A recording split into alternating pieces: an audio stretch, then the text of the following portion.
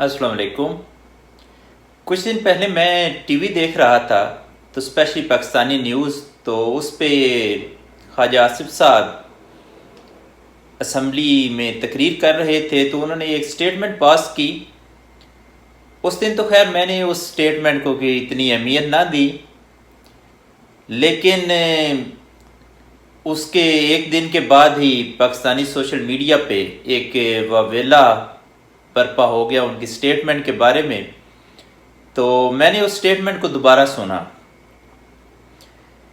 तो जब मैंने उस स्टेटमेंट को सुना तो मुझे अंदाज़ा हुआ कि पाकिस्तानी अवाम ने वो स्टेटमेंट जो है उसको जर्नल पॉइंट ऑफ व्यू में ले लिया है, जबकि शायद उन्होंने बात कॉन्स्टिट्यूशनल पॉइंट ऑफ व्यू से की है।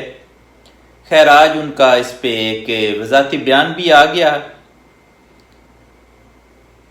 तो इससे पहले मैंने अपनी लास्ट वीडियो में भी एक बात की थी जिसमें मैंने आपको एक मिसाल दी थी मौलाना कौसर नियाज़ी के बारे में कि जो मौलाना कौसर नियाज़ी ने एक दफ़ा असम्बली के फ्लोर के ऊपर कुरान पाक के नुस्खों के बारे में एक स्टेटमेंट दे दी थी और उसकी आफ्टर इफेक्ट्स के बारे में भी मैंने आपको बताया था। सेम इसी तरह जो ख्वाजा आसिफ हैं उन्होंने जो स्टेटमेंट दी है उसके भी आफ्टर इफेक्ट्स आए हैं। खैर देर आए दुरुस्त आए, उन्होंने अपनी बात की वजाहत कर दी, क्योंकि पाकिस्तान का जो कॉन्स्टिट्यूशन है 1973 का, इसमें तो तमाम जितने भी मज़ाहिब हैं पाकिस्तान के अंदर उन तमाम को इक्वल स्टेटस दिया गया है। लेकिन अगर हम जनरली देखें तो पोजीशन डिफरेंट है। इसमें ख्वाजा आसिफ साहब को भी एहतियात करनी चाहिए थी और दूसरा हमारी आवाम को भी ये समझना चाहिए कि ख्वाजा आसिफ साहब जो हैं वो एक पॉलिटिशियन है, वो एक मजहबी लीडर नहीं है।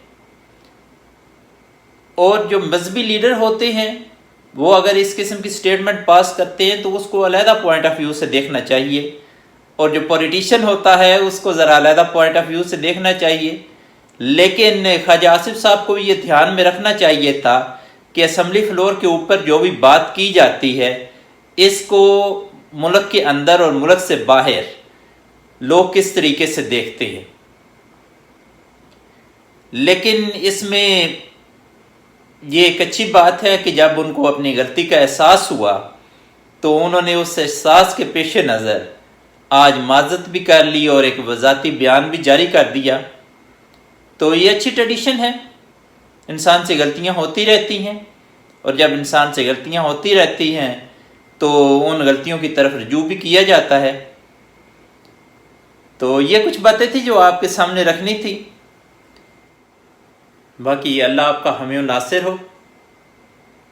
थैंक यू जी, अल्लाह हाफिज़।